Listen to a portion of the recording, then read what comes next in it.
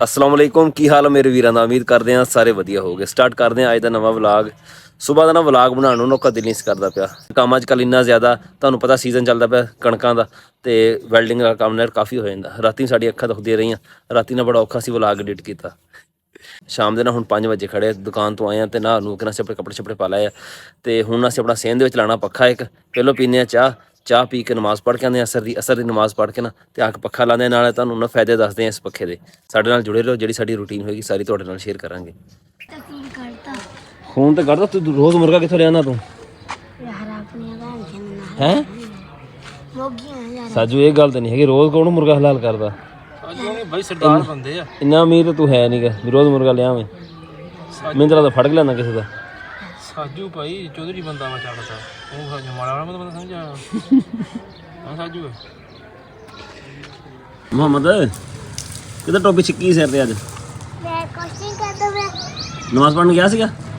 ਨਹੀਂ ਕਿਉਂ ਮਮਾ ਕਿਆ ਨਹੀਂ ਜਾਣਾ ਨਹੀਂ ਜਾਣਾ? ਤੇ ਮਮਾ ਕਿਆ ਜਦੋਂ ਤੂੰ ਆਇਆ ਪਾਪਾ ਤੇ ਮਾਨਾ ਬੱਕੇ ਮਮਾ ਤੂੰ ਚੱਲਾ ਸੀਗਾ ਨਮਾਜ਼ ਪੜ੍ਹਨ, ਮੈਂ ਦੇਖ ਲਿਆ ਸੀਗਾ ਤੈਨੂੰ ਉਧਰੋਂ ਮਸੀਤੋਂ ਆਉਂਦਾ ਪਿਆ ਸੀ। ਫਿਰ ਤੂੰ ਵਾਪਸ ਆ, ਨਹੀਂ ਬੜੇ ਫਿਰ ਤੂੰ ਵਾਪਸ ਚਲਾ ਗਿਆ ਘਰ। ਮਮਾ ਪਰ ਨਹੀਂ ਚੱਲਾ ਵੇ। ਮੈਨੂੰ ਪਤਾ ਤੇਰਾ ਸਾਰਾ। ਜਾਂਦਾ ਬਸ ਤਾਂ ਬੁਲਾਣ। ਅੱਛਾ, ਮੁਹੰਮਦ ਨਾ ਮਸੀਤੇ ਚੱਲਾ ਸੀਗਾ ਨਮਾਜ਼ ਪੜ੍ਹਨ ਵਾਸਤੇ ਤੇ ਅੱਗੇ ਮੈਂ ਆ ਗਿਆ ਤੇ ਵਾਪਸ ਆ ਗਿਆ ਘਰ। ਫਿਰ ਨਾ ਇਹ ਮਸੀਤੇ ਜਾਂਦਾ ਨਾ ਤੇ ਬਹੁਤ ਸ਼ਰਾਰਤਾਂ ਕਰਦਾ ਉੱਥੇ। ਉਹ ਫਿਰ ਨਾ ਲੋਕੀ ਇਤਰਾਜ਼ ਕਰਦੇ ਕਹਿੰਦੇ ਖਲੋਂਦਾ ਕੋਈ ਨਹੀਂ ਹੈਗਾ ਉੱਕਾ।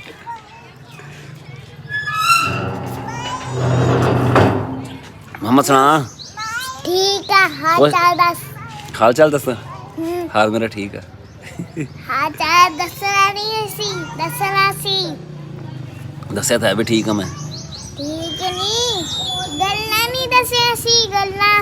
ਇਹ ਹੈ ਸਾਡਾ ਪੱਖਾ ਖੁਰਸ਼ੀਦ ਫੈਨ, ਸਾਫ਼ ਕਰਨ ਵਾਲਾ ਵਾ। ਇਹ ਹੈਗਾ ਜੀ AC/DC ਪੱਖਾ। ਇਹ ਬਿਜਲੀ ਤੇ ਵੀ ਚੱਲਦਾ ਤੇ ਬੈਟਰੀ ਤੇ ਵੀ।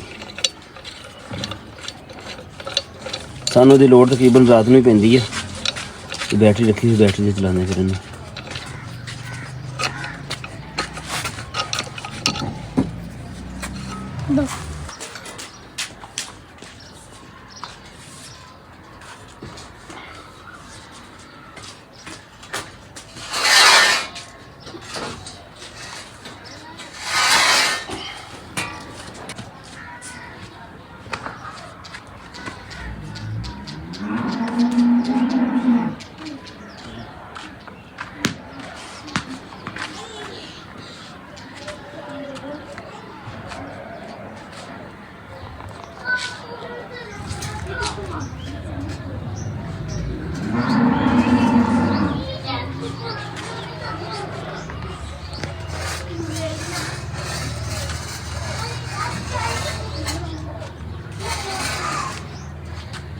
ਹਾਦੀ ਓਏ ਉਦੋਂ ਚੜ੍ਹ ਛੱਤ ਉੱਤੇ।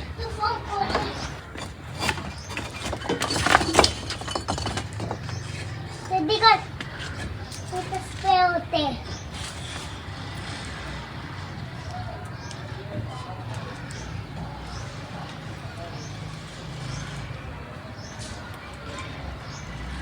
तो क्या कर दे आज इधर रख दे।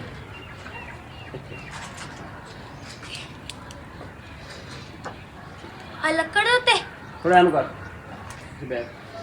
बस बस ठीक, आ जा बस कर। चल सिला बना ला सीधी बना।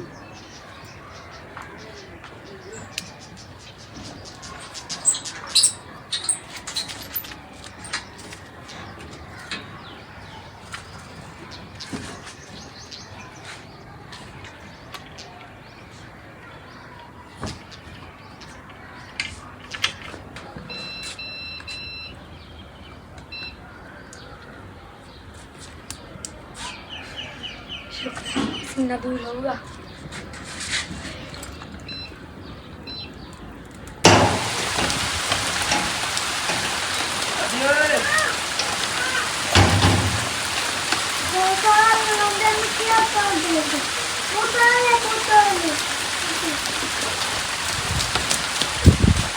बारिश आ गई आज फिर चंगी तेज आ।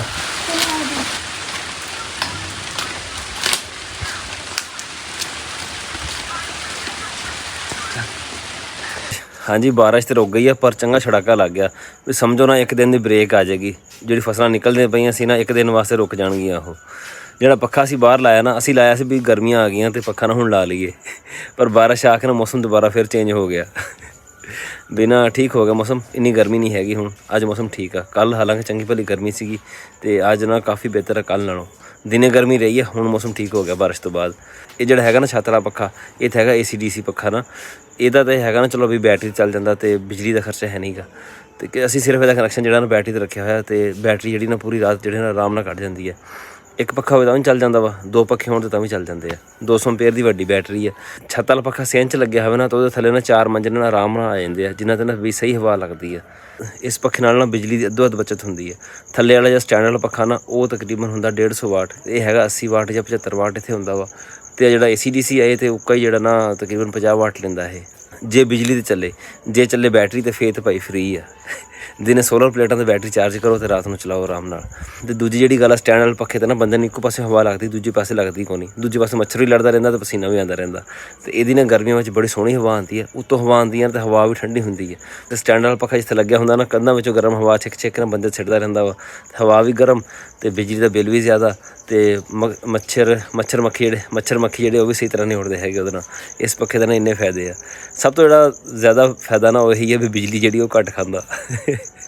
ਸਾਡਾ ਅੱਜ ਦਾ ਵਲੌਗ ਇੰਨਾ ਹੀ ਸੀਗਾ। ਉਮੀਦ ਹੈ ਤੁਹਾਨੂੰ ਵਧੀਆ ਲੱਗਿਆ ਹੋਏਗਾ। ਬੱਦਲ ਪਿੱਛੇ ਹੈਗਾ, ਤੁਹਾਨੂੰ ਮੈਂ ਦਿਖਾਉਂਦਾ, ਹਜੇ ਬਿਜਲੀ ਚਮਕਦੀ ਪਈ ਆ। ਸ਼ਾਇਦ ਰਾਤੀ ਨਾਲ ਦੁਬਾਰਾ ਫਿਰ ਛੜਾਕਾ ਲੱਗ ਜਾਵੇ। ਕੋਈ ਬਾਰਿਸ਼ ਜਿਹੜੀ ਅੱਜ ਦੀ ਨਾ ਦੱਸੀ ਹੋਈ ਨਹੀਂ ਸੀਗੀ। ਬਾਰਿਸ਼ ਦੱਸੀ ਹੋਈ ਸੀ ਪਰਸੋਂ ਦੀ, ਹਫ਼ਤੇ ਵਾਲੇ ਦਿਨ ਦੀ। ਅੱਜ ਹੈਗੀ ਹਜੇ ਜੁਮੇਰਾਤ ਤੇ ਬਾਰਿਸ਼ ਅੱਜ ਹੀ ਆ ਗਈ ਆ। ਸਾਡਾ ਅੱਜ ਦਾ ਵਲੌਗ ਇੰਨਾ ਹੀ ਸੀਗਾ। ਉਮੀਦ ਹੈ ਤੁਹਾਨੂੰ ਵਧੀਆ ਲੱਗਿਆ ਹੋਏਗਾ। ਕਮੈਂਟ ਕਰਕੇ ਜ਼ਰੂਰ ਦੱਸਿਓ। ਦੁਆਵਾਂ ਯਾਦ ਰੱਖਿਓ। ਅੱਲਾ ਹਾਫਿਜ਼। ਸ਼ਮਾਰ ਵਾਲੀ ਸਾਈਡ 'ਤੇ ਨਾ ਬੜਾ ਬੱਦਲ ਖੜਾ ਹੈ ਜੀ, ਉਹ ਦੇਖੋ ਚੰਗਾ ਭਲਾ ਚਮਕਦਾ ਪਿਆ।